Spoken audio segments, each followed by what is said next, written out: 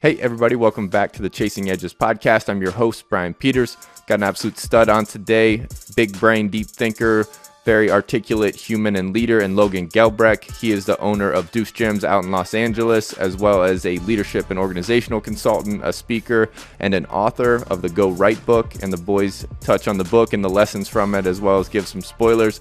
But the book does an awesome job, and he does an awesome job of giving you the logical justification to go pursue your dreams. And you know we love that on the podcast because he and his organizations embody chasing edges. He articulates it beautifully on the podcast on how to keep friction on yourself, how to keep perspective on your own perspective, and as well as how to build a true environment to keep people striving and even potentially failing and making a safe space for failing, but keeping everybody under the lights, performing, how to transition it in your perspective of practice and just going to work into this game spotlight. And it's a beautiful conversation. His perspective on leadership, personal awareness, and his ability to tangibilize and objectify it is beautiful. So I hope you get a lot out of the podcast. Enjoy. Boom. Logan, thanks for joining me. Dude, it's good to see your face. I'll take it over Zoom since we're not in person, but you got to come out and visit again. Oh yeah, we'll get in 3 dimensions again here soon. Oh yeah, I always argue with people that like everything should be another dimension. Like it's like the reverse of. It's like Naval's bit where it's like, if it could be a meeting, can it be an email? If it's an email, can it be a tweet? Like the reverse of that. Like if it can be a text, like I want a FaceTime. If it can be a FaceTime, I want like a Zoom, I want to talk or have coffee or something. But yeah, let's run it back old school one of these days. Yeah, just be humans. Only 3D communication, just tribe talk. That's right. And yeah, longer table is the goal. But no, dude, I already kind of said it before the podcast, but I'm excited to talk to you. If nobody's heard that, if you have not heard of Logan before, he runs the DEUCE Gyms out in Los Angeles. Awesome place. That's where I met him initially out there with my old business partner Harvey Martin, and just kind of got ripping and rolling. But I've tuned into a bunch of his speeches that he does, and also read his book Going Rite that I want to talk about a lot as well.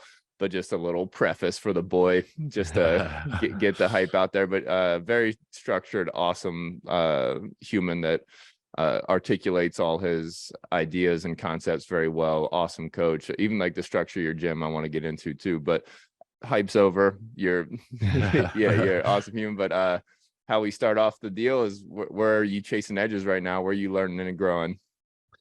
Yeah, man, I think that's the only thing we're ever really doing. The irony, I think, in what you just asked me is, I get to attempt to embody this and speak about this, all over the world and even here at home.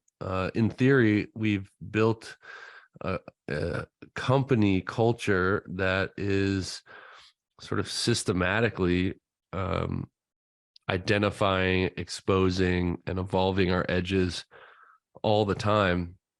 And so a lot of what I'm working through is at the forefront of my mind, thankfully, because of how we've built this organization. I have to be a better leader, and I have to be able to communicate and hold more perspectives than I currently can. And that's the general answer. My ability to interface with people that are different than me, that see the world different than me, is kind of directly correlated to how much success or not we can enjoy, from my leadership and being on a team with me. So I'm sort of painfully working through that, in a lot of ways.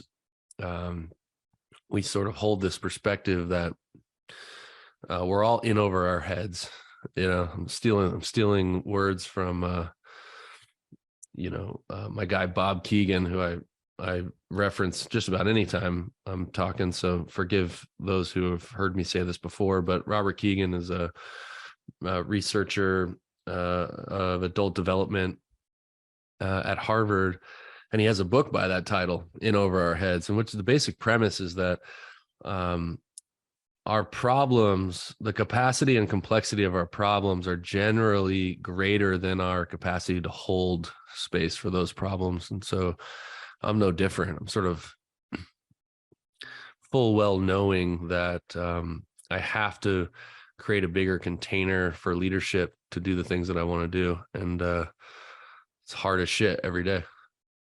Yeah, but it's I love the approach. Like, just again, it's built in, like the entire system is built in to continuously learn, grow, expand the container, expand your capacity. And again, you're reaching instead of like regressing in that, like in that realm. Like, you're being really mindful about not only your actions, but the environment in which like your team functions too. And I think that's just like an elite way to do it. How did you initially start to set up that environment?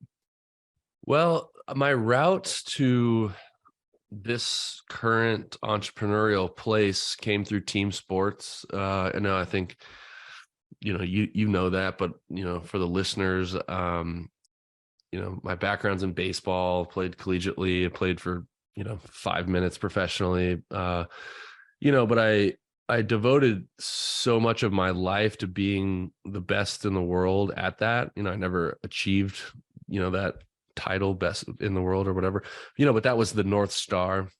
And I think that in that container, or that vehicle, we'll say, of athletic achievement, you can really start to unearth the principles of what is better. That's the question you're really trying to ask every day. I'm sure you showed up to a locker room every day just trying to answer that same question. Like, what is better? How do I do that? And let's just do that. Like, if you tell me to stand on my head and count backwards from 100, your boy's upside down. You know what I'm saying? Like, it's very simple, and I had an interesting path because I was fortunate enough to be a part of some great teams that really overachieved and really demonstrated some things culturally that I believe if I could replicate, if you could bottle some of the things that I experienced in locker rooms and, just reproduce that in other places in the world, there would be no financial value you could put on it. It's just pure magic, Yeah. And while I was pursuing that kind of deep desire to pursue excellence in baseball, I happened upon the leadership school at the University of San Diego. So just coincidence, and if I look backwards on my life, there's so many fortunate coincidences so here I am at this collegiate program that's really overachieving and transcending anything we ever were before, kind of real skin in the game on the field. And the University of San Diego decides to build a leadership school. I'm like, okay. And the amount of units required to graduate with a minor in this leadership school was the exact number of units that I had free in my schedule. So I'm like, all right, we could go underwater basket weaving with it. We could do like a weird, take a knee and like do a weird light schedule, or I can sort of steal this leadership minor. So we went for the minor is the story. And as it plays out, the NCAA creates the first year of the universal start date, right? So that all the NCAA Division I baseball schedule, it would all start on the same date. And that was in an effort to make the season more fair. For example, the University of San Diego, we'd usually play our first weekend in the last weekend of January, which, if you're at Boston College, you're not even playing a home game till 3 months later. It's just guaranteed. Insane. Right. So they push it back. Longer story made shorter. Played the same, whatever it was, 52 games in a condensed amount of time. And I was never going to be able to attend the capstone course of this leadership minor, which you had to take last. And so that is what serendipitously puts me in a position to go to the school, ask for some sort of favor, or I don't know, make the class harder. Like, how do we work this out? They didn't have any answers. And so I went to the professor who was teaching it, who's Dr. Kara Miller, who I think, we've talked about in the past. And I tell her my story. And she didn't tell me what she said to the school until 8 or 9 years later, but she really went to bat for me and basically created an independent study for this final course where I would take the course with her one-on-one. Let's go. Yeah, let's go. Right. And it was intense. There's no place to hide, right? Just someone looking you in the face, like talking to you about the course materials. And it was a sweet deal, man. She taught the course to me one-on-one. I had to bring her a California burrito every time. That was part of the deal. I could stomach the $4.50 for that. And, so then this is a long story, but I think it's important to share. So, my left foot is on the field trying to drive leadership in what I would perceive as a consequential environment.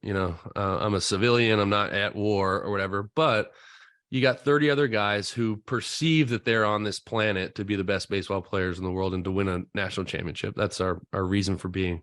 And that's really fucking difficult and vulnerable and the whole thing. And then my right foot is in this academic conversation, which is, in my opinion, the most timely conversation about adult development, group dynamics, and this is largely what I teach now.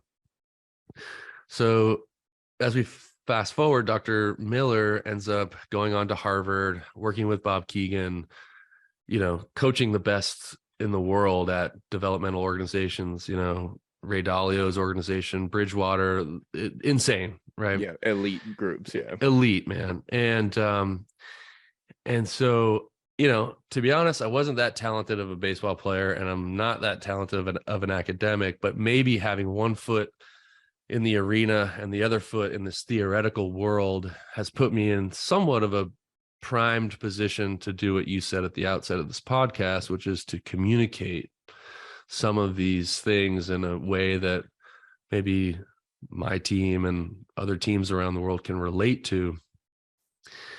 And so these are the seeds of what DEUCE is. In my opinion, DEUCE is a case study.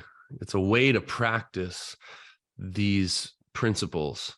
And I think it makes for an interesting outcome. I don't claim to think that we're the best gym in the world, or I'm the best leader in the world necessarily, but it is an interesting advantage to start from that point of view rather than how most gyms start, which is someone is just so obsessed with muscles that they start a gym and then they attract other people with that interest, and that's sort of the end of the story. Yeah, but that's there's so much to unpack in that in general, where again, like the ability to articulate or bring, like, be like the Prometheus. I keep using this example on the podcast now, like bring fire from the sports world and the academic world and creating this message that people can digest.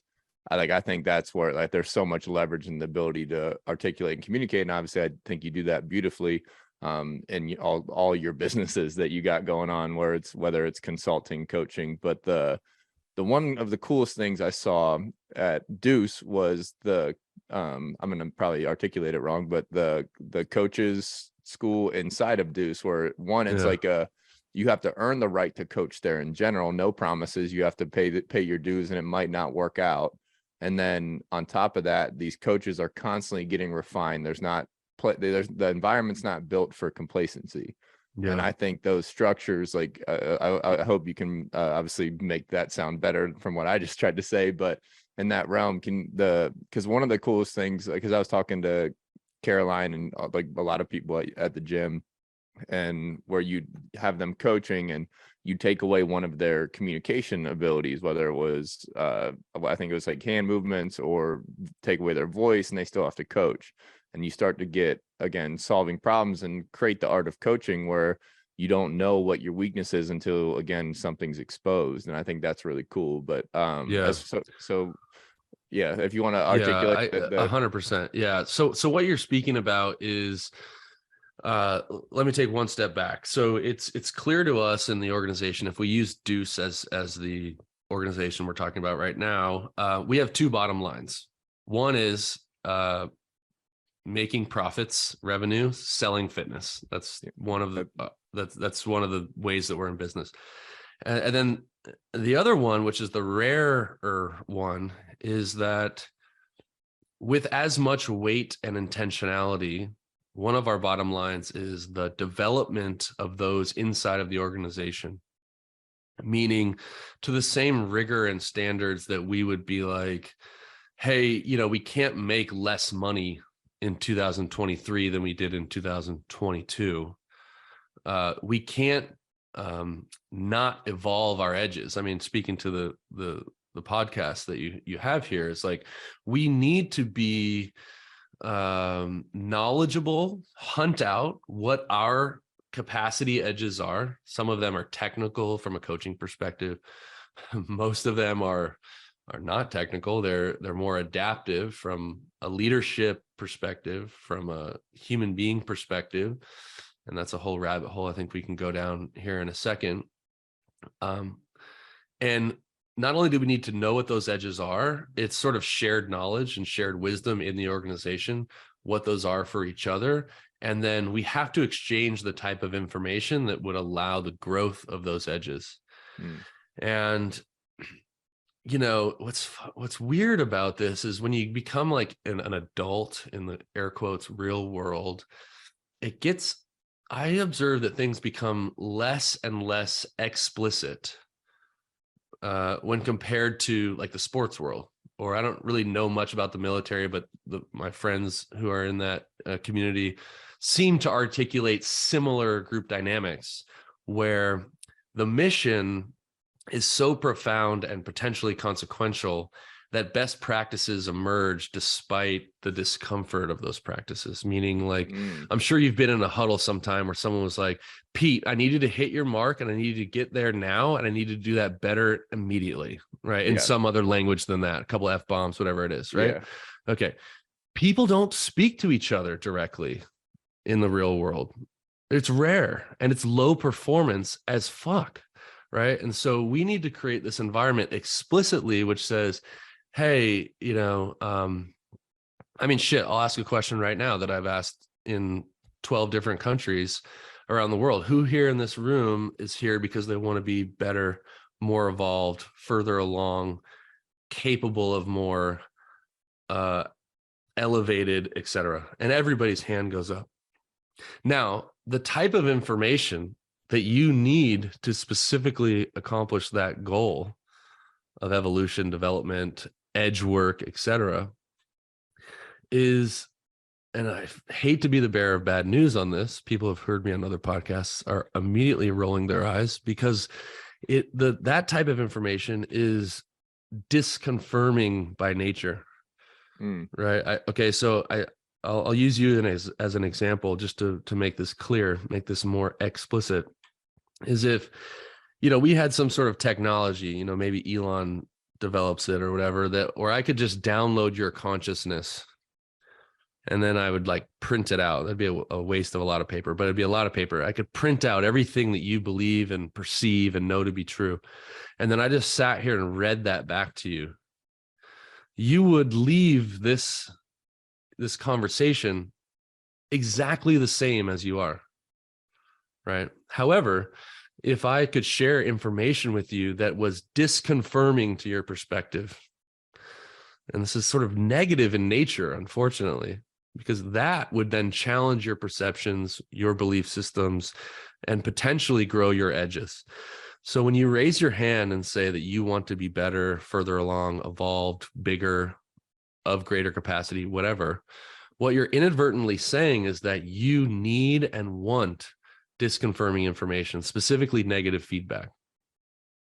Now, the whole game then becomes, if you want to make a system that gets better over time by its own nature, you need to set the parameters such that that organization can exchange the best information possible to do that, which is negative information. That's it. Yeah, which is awesome. Yeah, it's dynamite. And because obviously confirmation bias, massively real thing.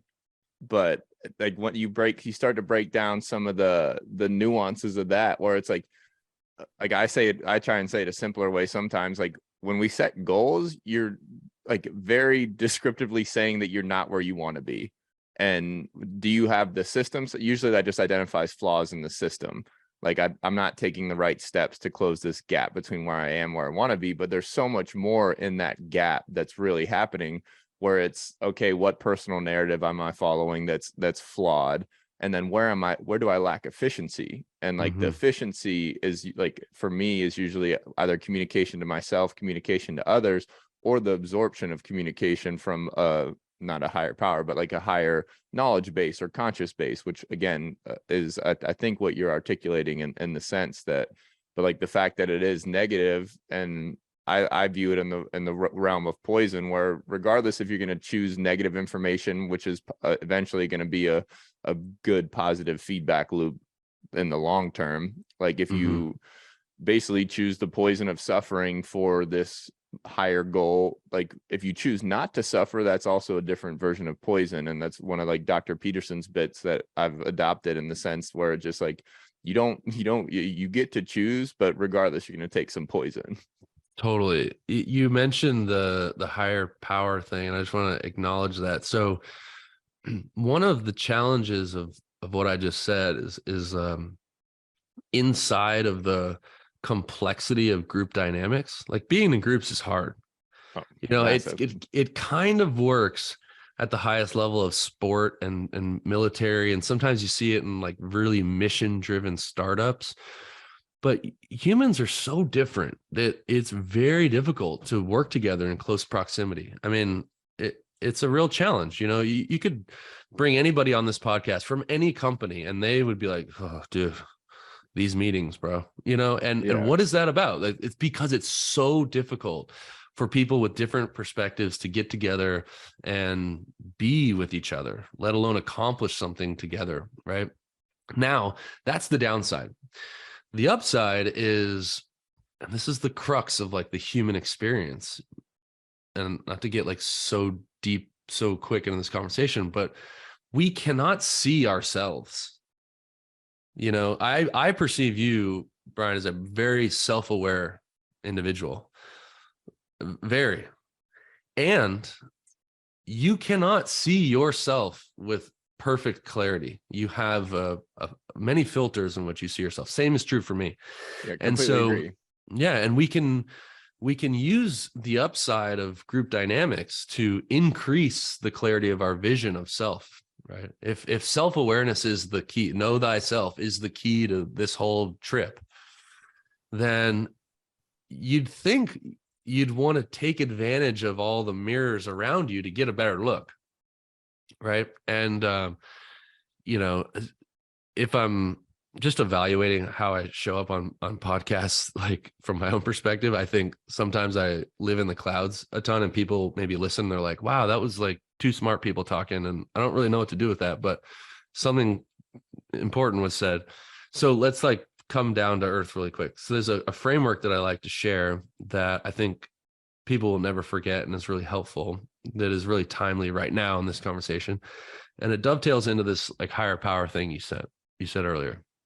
So if we're trying to receive the truth is the best information to make decisions on, right?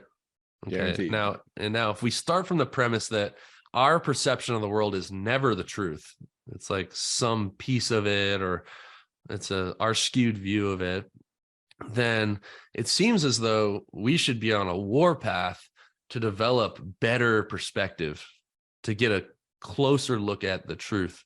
And one of the frameworks that I love to roll out to any individual, and especially group, is the 5 perceptual positions, right? I don't know if you've heard me mention this or whatever, but there are 5 basic perceptual positions, and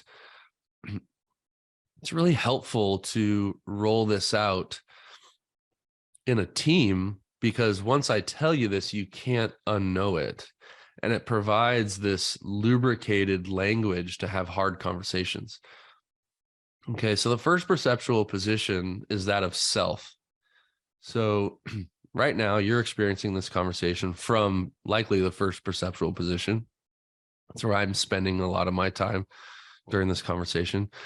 And it's really easy because it's you looking out of your own 2 eyes, which, by the way, is filtering billions of bits of information a second deleting, omitting, rationalizing, combining, making meaning out of things that aren't necessarily true, but it's your lens. The trouble is when you spend all your time there. Okay, so the second perceptual position is that of other.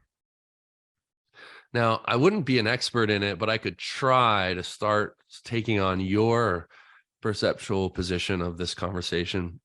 And this skill of putting yourself in someone else's shoes is much harder than we've ever really given credit to, because it's not just like, oh, what would it look like to be sitting in your chair wearing your hoodie looking at me? It's more like, could I imagine how I would perceive this if I grew up where you grew up? If I lived the life that you lived, if I valued the same things that you valued, right? If I had the experiences that you had, all of that. If I was exactly as hungry or as tired, as frustrated or as inspired as you were right now. That's the second perceptual position.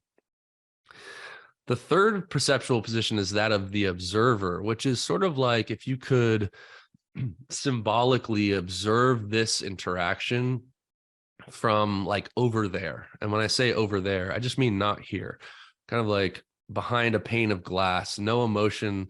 You don't even really know who you are or who I am. Just like, oh, those are two dudes. That makes sense. This person's saying this. He's nodding. A perspective that is not really emotionally invested in either side. The fourth perceptual position is that of the group, which is really helpful in teams and companies, right? Which is like, if there's a disagreement or a negotiation happening inside of DEUCE between teammates, could they detach their consciousness from themselves and place their awareness in this theoretical consciousness of DEUCE? Like, what does, I don't know, maybe it's a she. What does she value, want? What does DEUCE fear? What's important to DEUCE? What does DEUCE need, etc.? And then the fifth perceptual position, getting back to what you said, is articulated in different ways, but it's sort of source or the best version of ourselves or a higher power. And this is sort of like a lens that from above can see through all the other lenses as well. Now, when you look at any sort of moment in time or interaction, and you can toggle through all five, now you're sort of aggregating a truer truth about the moment than if you're just living in your own perceptual position, right?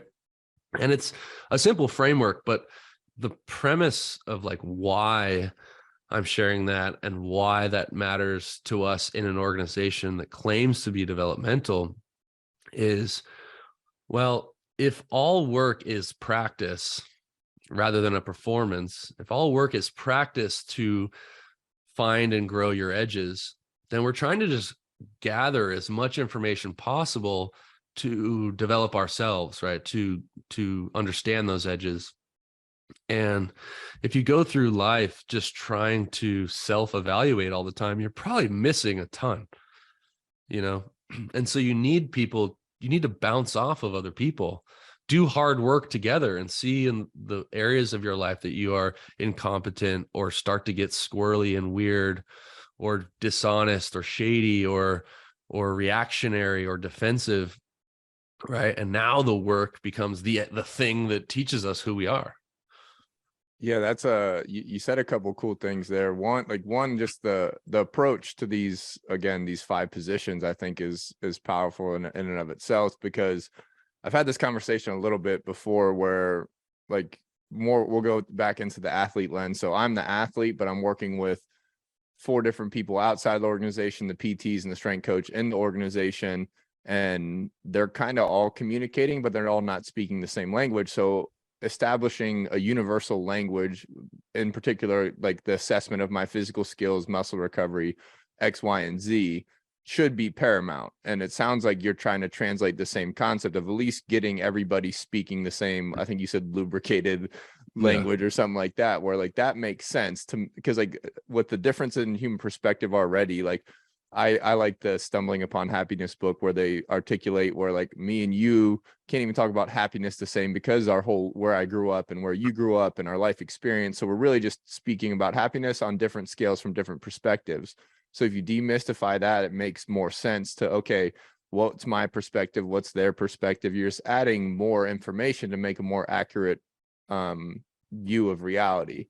And then 100%. you even broke down like what's really going on in our mind. Like our brain's really built for, again, movement, like vision and movement and staying alive. Outside of that, it's not meant for like all this higher consciousness, emotional IQ, wanting, needing, reaching, that whole side of life. So I think the more people can understand that like reality is not even reality, like our vision and what we're actually seeing is on a 0.25 second delay anyway. So we're really just seeing a delayed loop of reality too, which I think is funny. But the stepping, like, again, just to kind of go through this, the stepping into other people's shoes, obviously I think beneficial without having to go higher articulation on that. But now when you start talking about the observer, I really like that world, just because one, it takes you out of your own perspective, and I think the frequency of that needs to increase, and a lot of humans, myself included, in that realm, because like it's kind of like everything in the world's out of sight, out of mind, like the sick kids in Africa or wherever, like all these things are really bad things are happening, but out of sight, out of mind. But and intentionally as a human, like your purpose, your faith, like things that like can drift to failure, drift out of you're like into the peripheral, I think is really powerful. Like that's why I really like the back three portion of the five positions, because that's where I think is a separator in a team dynamic, and I think it's unmistakable. Yeah, it's all an effort to move towards objectivity, and this is a rabbit hole that we can go down quite deeply. And I do want to come back to the developmental arc at DEUCE, just to give some scaffolding as to like, well, what does this look like in real life? But objectivity, like our awareness is subject. So the opposite of objectivity is subjectivity. Our experience is subject to many things that are outside of our view. To your point, you're just talking about, oh, I like the bottom three, because those three pieces of awareness are very rare for us to spend time in, right? I even talk about, anybody who's meditated ever. It's like, regardless of your style of meditation, what is meditation? It's actually a moment of observing the observer. It's like you've been observing life through your own lens this whole time. And meditation is like, well, can I observe me? And what is that? It's sort of like metaphorical space. It's like distance from your own subjectivity, so you can see things maybe more as they are, and so as we come down to like our work, since work is a major source of like meaning for people, then what better and ripe environment to grow this sort of clarity and objectivity around our own development, so this is all pretty high level, but at DEUCE, we're trying to mechanically do this, and it's definitely not easy. I got to be careful, because sometimes I talk about this in a way that's like, oh, because we have a model here, therefore it is a slam dunk. Like I like to say, knowing any of the things that you talk about in your podcast, all the brilliant concepts and ideas, doesn't make it easier necessarily, because hard is hard. Yeah. Knowing what it's like to, do hard work doesn't make that difficulty go away once you're there. 20 rep max back squats feels the same whether you're an expert on what that is or not. It's fucking dog shit. Yeah, guaranteed. That's the point. Now, so how do we do that? Well, there's this rite of passage. So again, we're in the real world now with adults, allegedly, and it gets harder, in my opinion, when someone's life isn't on the line, or some sort of championship isn't on the line. This, like, ever since you were 7 years old, you wanted to win this thing. That's a lot of meaning. Like, people are willing to do a lot of intense shit when you care that much. But when it's just work, and I say just work, just a paycheck, just a career, I think we can lose some of that sort of like edgy fuel. Okay. So I just find that we need to make things a little bit more explicit. And I say that because you're going to recognize all of the principles that are inside of DEUCE largely implicitly. in your, let's say, football career, right? So first and foremost, we observe that the best teams in the world generally have some sort of rite of passage. And a rite of passage is a period that either, and this is my view, filters for and or develops certain attributes. Okay. And so our rite of passage happens to be coach's prep. It's the thing you mentioned earlier. So it's like, hey, I want to work at your gym. It's like, it looks cool, or whatever the story is. Okay. There's good news and bad news. The good news is I think it is cool. And I think, you can make like a living here and you can do stuff that you can't do at other gyms. The bad news is this is going to be hard.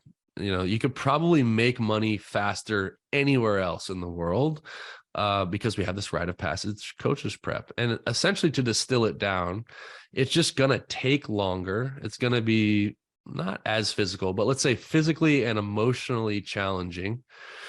And it's going to either develop in you or reveal to us that you have two qualities that I think are critical to high performing teams.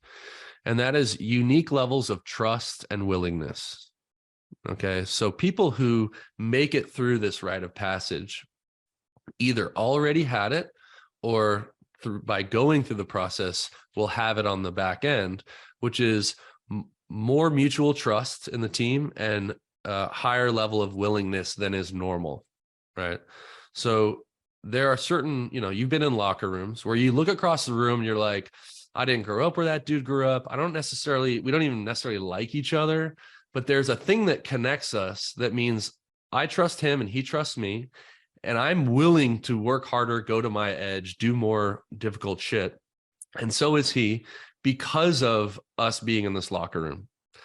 And it's mostly implicit in that world, because it's like you don't really think about and see like the recruiting process, the draft process. In the back of your mind, there's this like cutthroat, you can be released at any day thing. But those are the implicit things that make what I just said true. For us, it's more like mapped out. Okay, you got to go through this long ass grueling thing. And on the back end, you're in a room of people that also went through that. Right. Now, why do we need trust and willingness? Well, because we're trying to build this culture of truth that grows by its own nature, right? Like if I get hit by a bus tomorrow, DEUCE still gets better every day because of how it's built, not because of I'm cracking some sort of whip. That's not even how it works, right? So when you have unique levels of trust and willingness, you can go to your edge, not where you perform great, but where it's a little bit sketchy, and you can try your very best effort. Now, what's interesting about that is that's how we grow, and that's also how you perform the best. Now, if you don't create that, it's interesting to think about this from the reverse. If you don't create an environment where it's worth it to go to your edge and try your best, it's crazy what's true. What's true is you've built a team where it's impossible to perform your best, because no one's willing to make these fringe level efforts. And then when you're trying to win a Super Bowl or do something epic, you know that you just can't do cool shit like that if you're not willing to go to that edge, right? And so, so this is the reason for coaches prep. And now what comes out of the back end of this culture of truth is adaptation. If you go to your edge, this is like even in weight training, like if you go to your edge of your ability, changes happen. Well, if you go to the edge of your conscious ability, changes happen, And so we find that adaptation is possible in this environment with trust and willingness. And then also people are ready, willing, and able to be accountable to the results, which is our definition of leadership. To be in leadership is to be accountable to the results. Now, that can't end. This is the last thing I'll say. I know I'm on like a little tangent here. No, I love it. That can't end, because rites of passage are great. But let's look at a common fault here. Lots of organizations, and we can come up with different examples, have intense rites of passages, which is great, good positive intent. But if the development does not continue thereafter, it becomes actually quite toxic. That's the nickname for it is the good old boys club, right? So there's certain fire departments, certain police departments, certain organizations where it's really hard to get in. But once you're in, you can't really be fucked with. Right. And then you're like, 100 pounds overweight and you can't actually arrest anybody. And now you can't get fired. And that's actually a really low performance version of what we all espouse to be about, right, in this department, for example. But if you look at the best teams in the world, I don't even know anything about football. I was never on any of your teams, but I would imagine that if you can't do your job today, you can get the fuck out immediately. Thank you very much. Right. I don't give a shit what you did in your combine 5 years ago or whatever. Right. It's like, can you win this play? Yes or no? And if the answer is no, thanks, get the fuck out. Very simple. And, I, again, been a civilian, very 100% straightforward. Right. And I've never been, I've always been a civilian, like I said, but allegedly, the day you get your trident is like the fucking day zero of becoming a Navy SEAL. It's like every day is, you have to get better. Like if you don't get better, you don't get to play. Yeah. And so that's how we do it in our own explicit, convoluted way. And I think the principles are more important than the X's and O's of our strategy. Yeah, but I think you made a phenomenal point, and you said it even before the rant, but you, like, a lot of people treat work like practice, and how I view what you're doing and how I translate my athlete experience to the quote unquote real world again is, and I call it like the arena raiser in my head, where again, like all the work and everything and like your whole system and perspective, it's not going to face enough stress to adapt fully or chase these edges in the realm if you don't put the product under the lights and or get into this discomfort, uncertainty realm of performance, which is, again, I think competition's incredibly vulnerable. Like two guys step to the line, who's the fastest on the team, someone's going to win and somebody's going to lose. And that's the vulnerability, uncertainty, the fear and everything that gets sparked there. If you lose, like win or lose, it should motivate you, because of the lights, the bright lights effect. And that's in essence what it sounds to me like you're doing, is you're pulling this potentially monotony of work and practice, and you're creating a system where you're constantly putting people under the lights. And it sounds like, again, but I've also seen it in action where it sounds very efficient. And also I love the whatever the not the cost of admission, the price of admission, the rite of passage idea. And like, what again, illuminating observation that like the good old boys club just so like I could never like explain why the drift to failure happened, but really, you reach this peak, and if there's no, again, and I know one of your mottos is hold the standard. If there's no standard of performance, and I think sports has that built in because you have so many people trying to knock at the door of the NFL or the MLB, and you have a system built to keep a fire lit, and the standard is always going to be the standard, which is do your job and be better than the next guy. And you even said it earlier where, because I don't like comparing military either, because it's a whole different value system, life and death. And then I started to break that down to sports. Like, what's life and death in sports? Well, that's winning and losing. And then now you bring that to business, like what's life and death, winning and losing to them. And if those standards aren't even visible, like besides like show up and do your job, and do your job as in quotes, because like what is the standard of your job?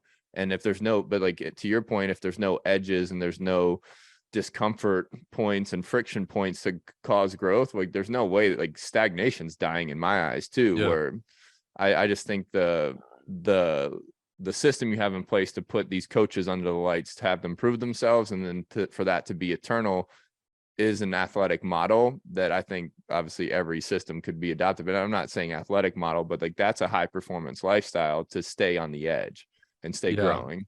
Yeah, it's a paradox, right? Like we can use a training example, so when you say performance and performance matters, I agree with you. Like you got to win the game.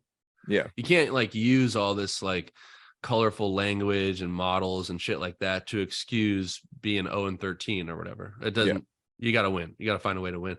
The paradox though, is that performance is a yes and game. It's like, yes, you need to win. And what are the best practices to increase the chances of winning? And that's all of the the practice relative side of the game. And so we can, the training example I wanted to use was absolute intensity versus relative intensity. Okay. So if I was going to use a running one, but since we're probably a little more allergic to running than most people, let's just use a barbell thing, right? So if you're I don't know what your deal is. If you're a 500 or 600 pound squatter, let's say you're a 600 pound squatter,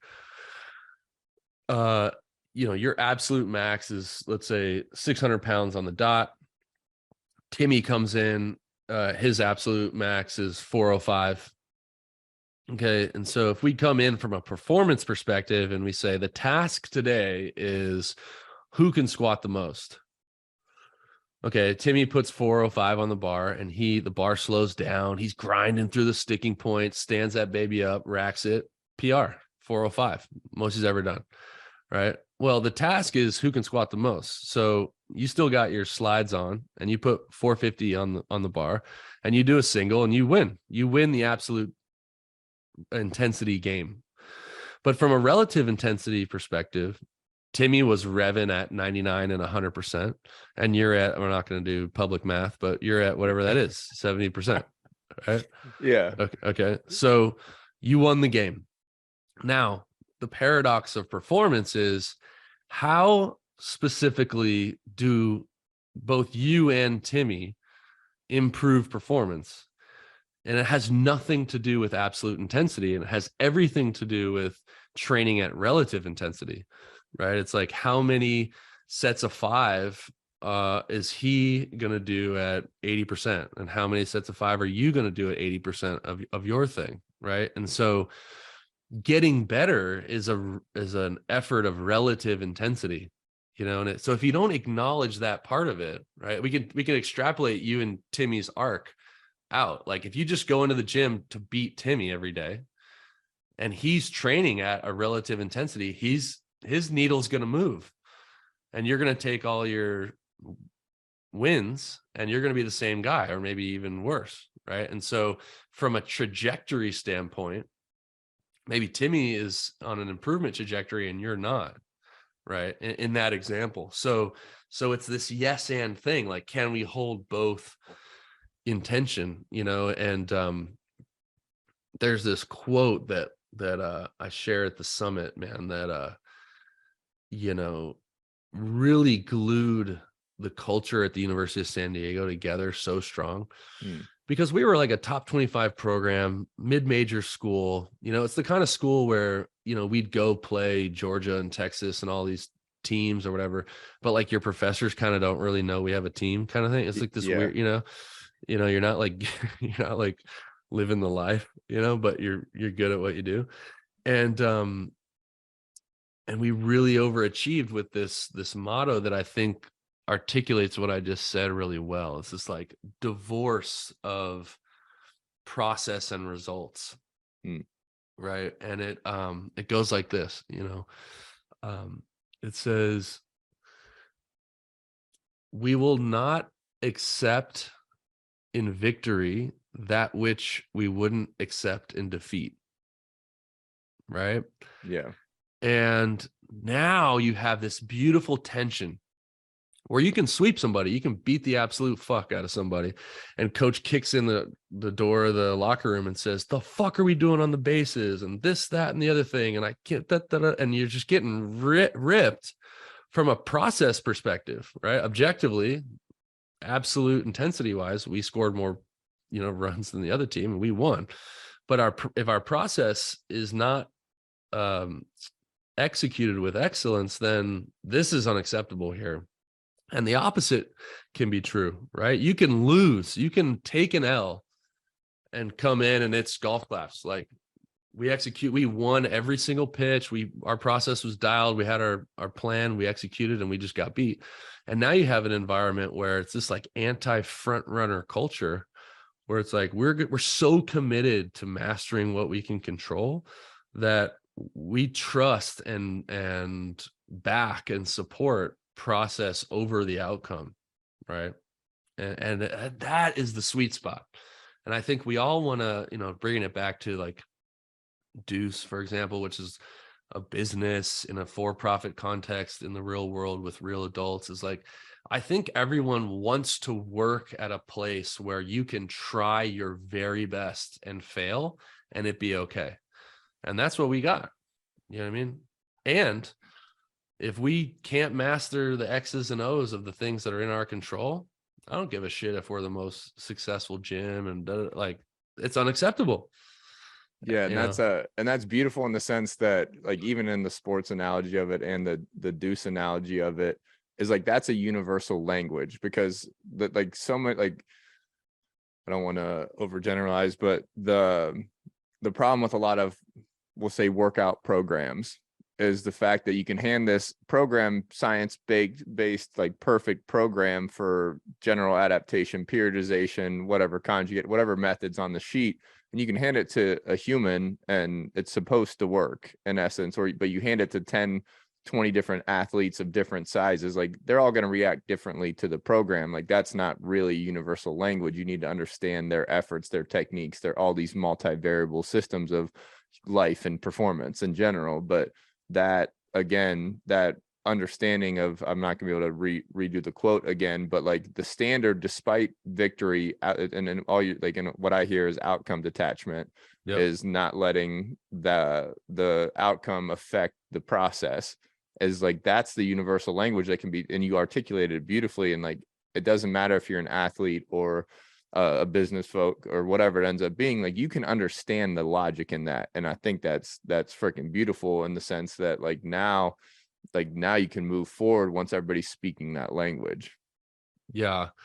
And, I think it's one of these things like, maybe it's not this simple, but I do think this is a side benefit, is, it's a bit of a permission slip, it's like people want to live in a world like that. I think a lot of what moves me through the world is trying to create things that I wish this is how it was, and I think that if I'm going to say something that maybe sounds self-focused or egotistical, and I hope it can be heard as a generality, but I've had this observation, and I can tell a story maybe if we have time, that led me to believe this. But human beings want to be led, and it breaks my fucking heart to say that, man, but like people want to be led. Tell me how it's going to be.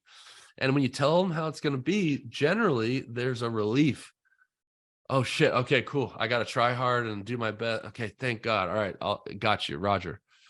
But if it's left unsaid, we get weird.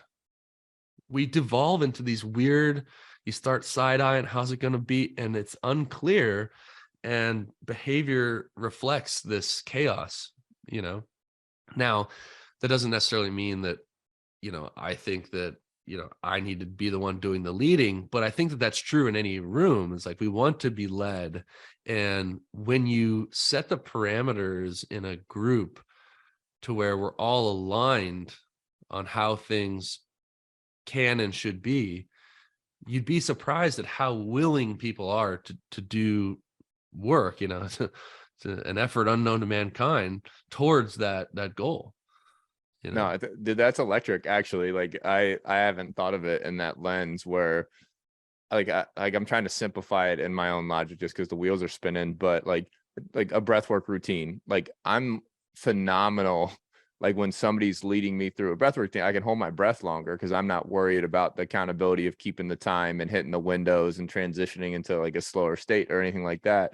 Where like, okay, but like the idea of like, you're talking uncertainty in that realm, and it's kind of like, just like if you know the rules of the game, you can play. But like life has so many variables and freedoms and all those things that like that the weight of those is heavy. And if like at least somebody's leading from the front and carrying, like, yeah, then I'll give extraordinary effort. And then I kind of just wanted to, because I think you articulated that really well. And it didn't come off as egotistical in any generalization, because I know that to be true in my own experience. But in your realm of people want to live in this world where you can try your hardest and fail, and that's okay, or that's even the standard, I think is really powerful in the sense that like everybody wants to be present and like you hear enjoy the process and all these things.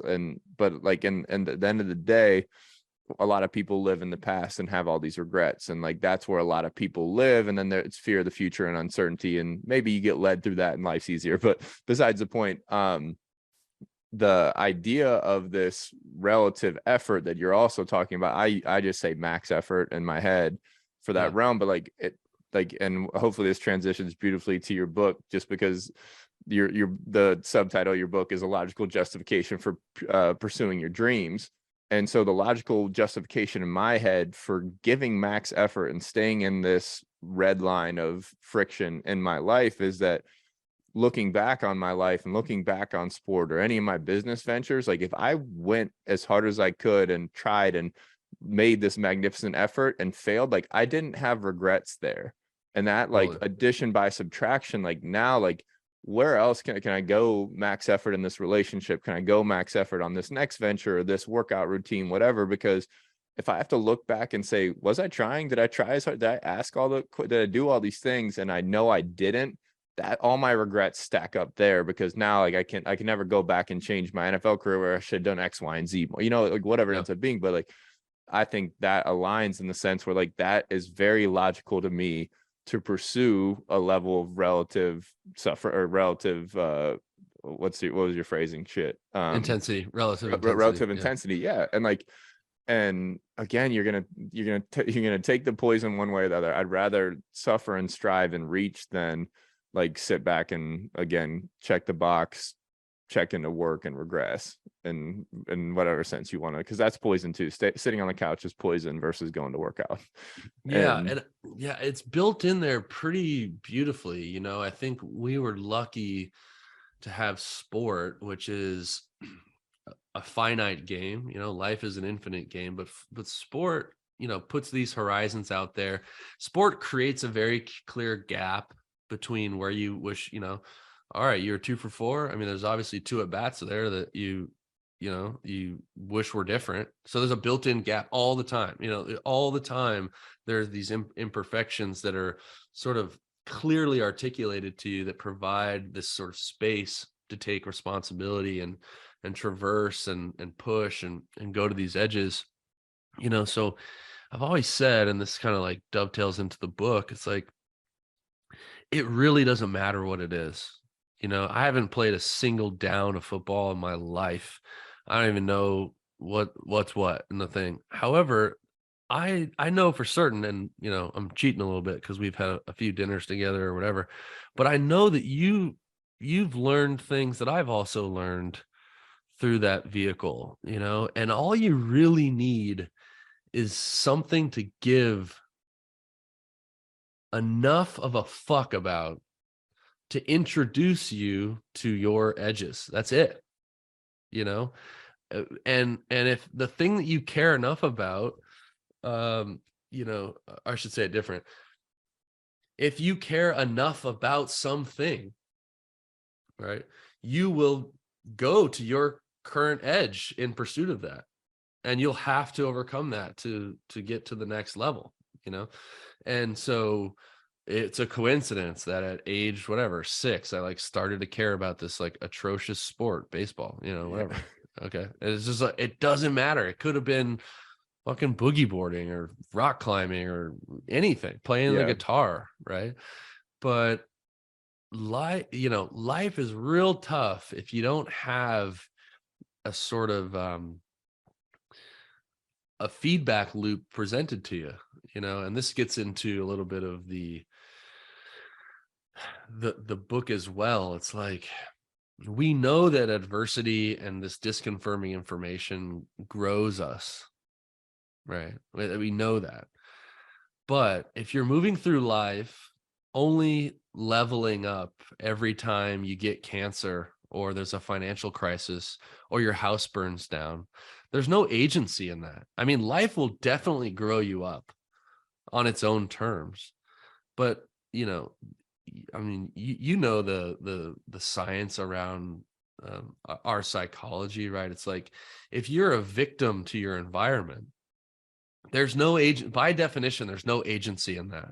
And you cannot be happy in an environment that you perceive you have no control over. That's the state of victimhood. Yep. You know, and there's so much utility in having agency, meaning like a sense of control over something, anything.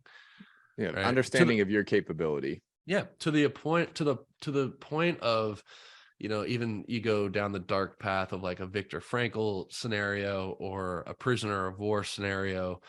You know, I tell this story in the summit. I'm like, why is it that prisoners of war go on hunger strikes? It doesn't make any sense. You're being tortured in horrible conditions, basically led to your own death, and you're going to refuse food. I mean, it's like a core.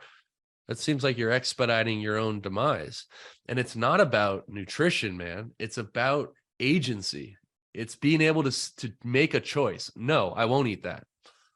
Thank you. Now I have some autonomy, right? And it's a dark example, but when you are a player in your own game, there's agency is leadership. It's sort of being responsible for this space between where you are and where you wish to be. It's saying I'm missing the standard, yet I am responsible for that distance between where I am and the standard, right? And now to bring the agency conversation into development, it's like, yeah, if you are moving through life being developed on life's terms, someone's got to break up. Yeah, unintentional growth.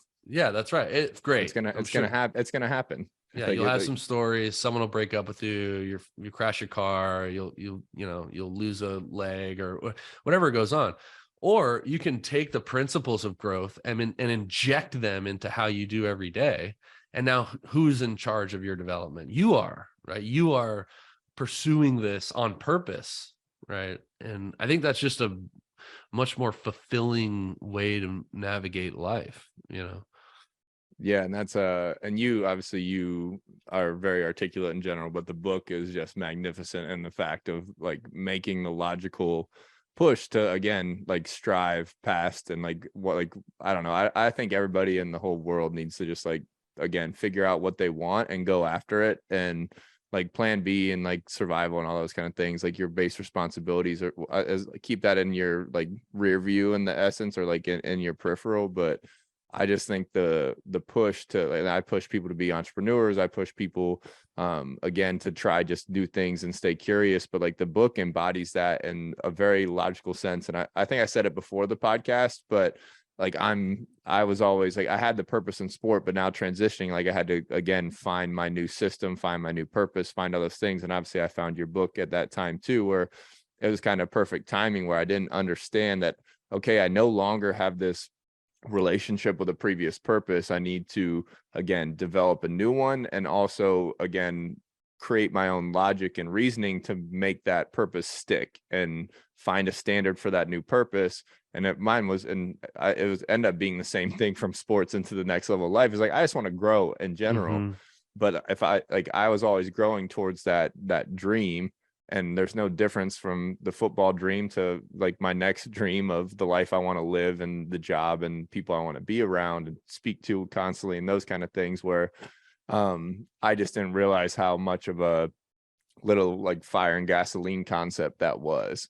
And so anyways, for those of you listening, the book is called Going Right. And I also think that makes it really clear cut, where in the world of mental skills and psychology and, again, multivariable systems, like the more you can make things tangible, objective, and binary, where it's like, am I going right or am I going left? And like, that's how part of what I took, where like now I can take that into every decision point of like, am I taking the easy way out? Am I under friction? Am I comfortable, or am I uncomfortable? Like that makes it really just clear cut. And that's where I think you and your book just are monsters. Yeah, thanks, man. I think that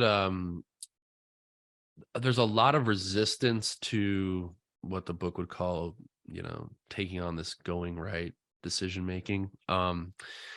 Because I think people really, and it's articulated in the book, but people perceive these decisions about what to do with our lives as a very weighty decision. And yeah, it is, like, as far as we know, we got one life to live. So is it like, what's my thing is a lot of what goes through people's head. I don't have a football, I don't have a baseball thing. Therefore, what is my thing? And I think that, not to go through the whole book, I'll do like just a quick thing with the book. And it's a spoiler alert, so I don't like to do it this way, but fuck it. The book's been out for a while. Yeah. So Follow your I heart. can, yeah, I can tell when people have started the book, but not finished it, because they'll come up to me and be like, dude, that walk off in the beginning is so sick. Like, what? Like, epic moment. And what they're referencing is the book opens with sort of the pinnacle moment in my baseball career was this at bat, in the 2007 NCAA regional. It's like we're down by 3, runners on second and third. And I basically spent 20 years, ever since I was a kid, I would go in the backyard and I would put a ball on the tee away, fastball away. It's the most common pitch to get in baseball. No one's real favorite pitch, but most common pitch to get. And I took a million swings ever since I was 10 years old or 9 years old, staying inside the ball away, letting it get deep into my stance, whatever. This is like a small detail, but long story short, I've been obsessed with this pitch because I knew it'd be the most common pitch to get in my life, and, you put in 20 years of work or whatever. And then I'm in this scenario and like, the game's on ESPN, a sold out crowd. It's a massive moment.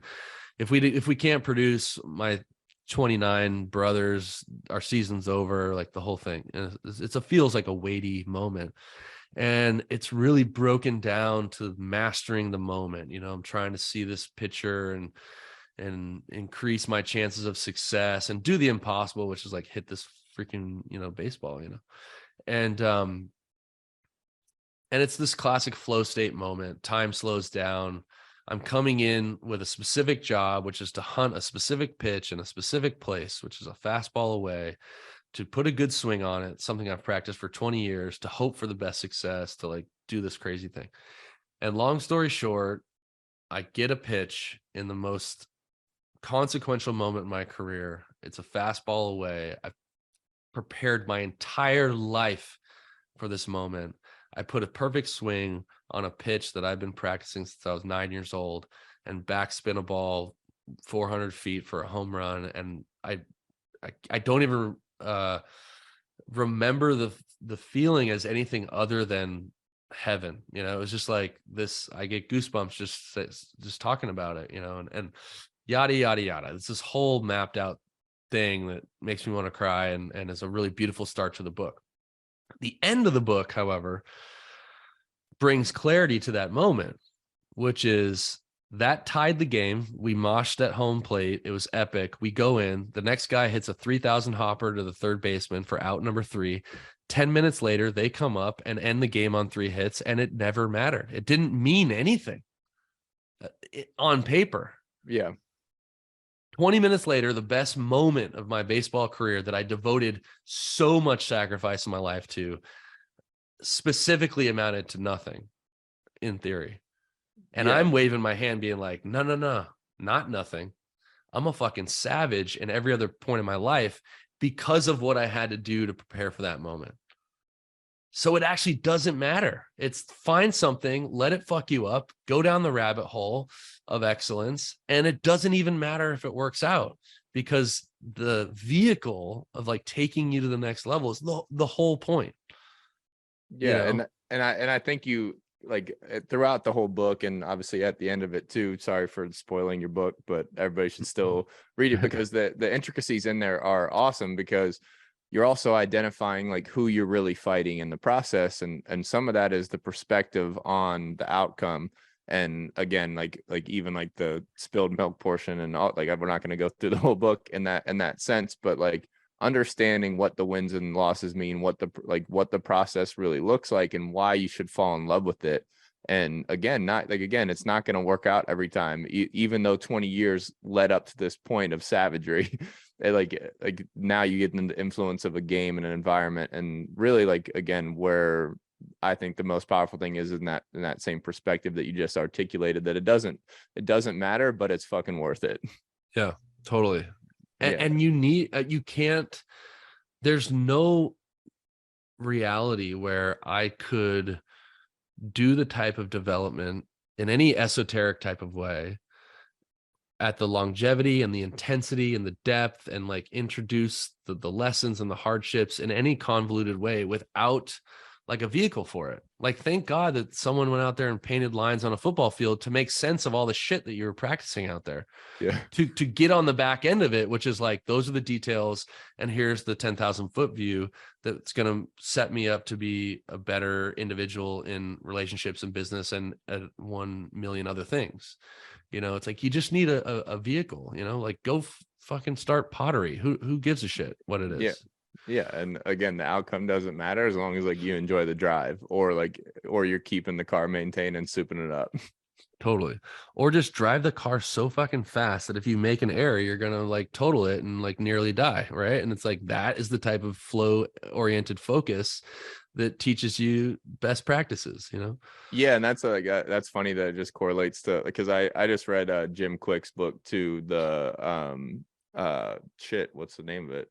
But it talks about speed reading, and Cool. it's limitless, and in that realm, like I was a slow reader for the longest time, and like I thought that was because I was digesting the book and those kind of things, when really in reality, like, you want to live on this, like you're almost reading too fast, because that's how you truly absorb and get into like in essence, like the power and magic of the tool of being limitless, is like living on this friction point of life, where it's just like your brain can do a lot more than you think it can. And like, I think that what you illustrate in the book too is your potential is more than you think it is. And we get stuck on this pace of life that is just like, okay, next rung of the ladder. Okay, am I safe? Next rung on the ladder. Am I safe? When really, like, I've spent 33 years reading at this speed because I thought I was doing the right thing, when in reality, I didn't know I had the leverage point, and understanding that no, like I've embodied driving fast in other areas of my life, but I can do that. And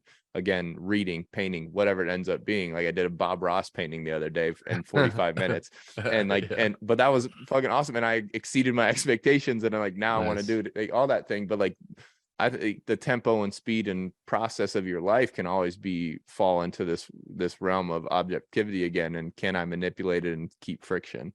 But I think the driving analogy, and obviously I just read the speed reading analogy, and I've already upped my like reading like 100 words in a minute in the category. And so I just think, again, the logical justifications that you make as a human and in the book, I think are medicine for anybody that's looking to enhance their structure, standards, team leadership, etc. Yeah, thanks, man. I appreciate it. I'm hyped. Yeah, you're one of my favorite humans to talk to in that realm. And then if people watching, I got the book in front of me too. This is the Going Right book, whenever you find it online. Yeah. We'll wrap it up since we been ripping for a second, but usually how we wrap it up now is what's the best advice you've gotten or that you can give? Again, I know a lot of what we talked about is advice and perspective on life, but if something rings true. Yeah, I mean, I'll offer something that has been a massive source of my growth over the last few years. I hit a real rough patch mental health wise, and experiencing lows that seemed confusing and unfamiliar to me as someone who never felt depressed or negative or down or whatever. And this speaks to, I think, general self-awareness. For a long time I was very unaware of the shadow sides of strength. So here's the advice: is all of our strengths, you can maybe think about the things that you really enjoy and love about yourself, these principled kind of values, etc. They all cast a shadow as well. So this is the more sort of all-encompassing view of what could be a limited view, right? So I would look at something like a blue-collar work ethic as only a strength. Like, what could possibly be bad about that? right? Yeah. And, if you think hard enough about it, it's pretty clear that there are other sides to these coins that we can perceive as strengths. So if you are moving about your life with the assumption that your strengths don't have shadows, then you're likely living with these things in your blind spots that can really hurt you later, right? So things kind of work until they don't. So the moment that I sort of acknowledged that the things that I really leaned on hardest, that I really loved most about myself, do have shadows and do have downsides to them, right? To the point where you could get yourself into a place where you you're in like a hole, or a depressive state, or in a way that you know ends relationships, and just the darker side of what seems like only positive parts of you. And so I leaned really heavily on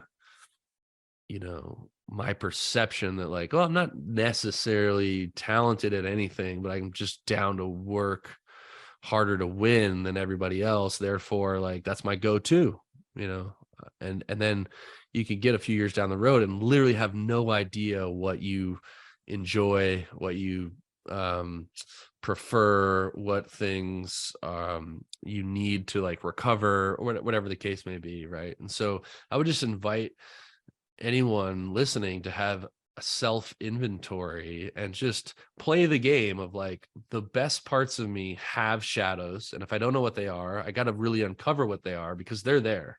Mm-hmm. And yeah, so it's been an interesting process of like learning myself again in a lot of ways. I still struggle, but I got to figure out what makes me tick. What do I enjoy? What's fun? Because I was out there trying to win the game, so to speak, to the level that sort of lost myself, and that's the truth. Well, and that's awesome, because I relate pretty heavily with that, and I've experienced some of that over the last couple of years for myself as well, and I just I didn't know how to get out of it, because again, like the old things that used to make me happy didn't make me happy, and Yep. or I didn't, or I wasn't even available to them anymore. A locker room, or Yep. like a game that high, or that physiology, or whatever it ends up being.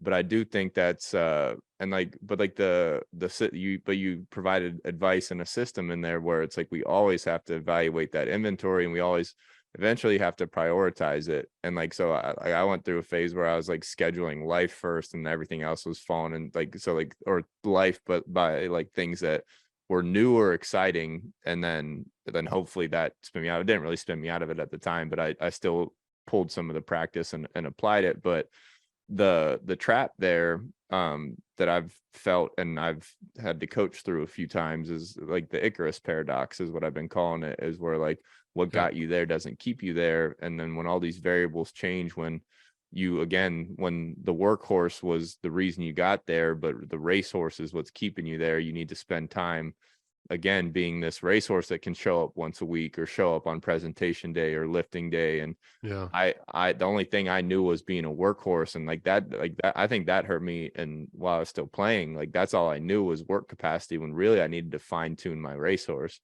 But I just think that, one, that the fact that you shared that's really cool, but two, the medicine that it is to open your, or not medicine, but the awareness to open your eyes to that, when you are already, like, you've already evolved through a bunch of levels, and this is just a new devil on the level in that realm, where it's like, okay, there's always going to be problems to solve. And like some of the high performers I've coached, like they can have $100 million in the bank, and they're still solving a lot of problems. For sure. And respecting that, and hearing other people going through it, and keeping a good tribe, obviously, I think is all part of the deal too. But dude, that was magical podcast per usual. Thank you. Nothing but logic landmarks for the humans that want to keep achieving dreams.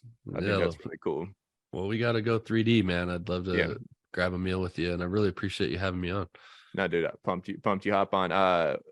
then just housekeeping stuff. Where can everybody find you on socials? And then obviously like the leadership summit and all those are awesome too. I've taken some of the smaller available courses that you've offered, and then the book Going Right, you can find that. I think I got mine on Amazon. Yeah, Amazon's probably the best place. It's also on audiobook if people are into that thing. Do you read it? Yeah, I do. Yeah. Let's go. That might be a new car read for me. Hell yeah. Yeah. Yeah, you can find me at Functional Coach, all one word, on Twitter and Instagram. All the educational stuff is at DEUCEGym.com/university. I'm actually leading a cohort of a course called Business Prep 101, which is non-specific to fitness. Gym owners definitely would benefit, but it's general in its premise, and it's 13 lessons. And there's a optional call that's recorded, and I'm taking a group through it starting January 18th, I think. So if people want to hop in that cohort, it's a good time.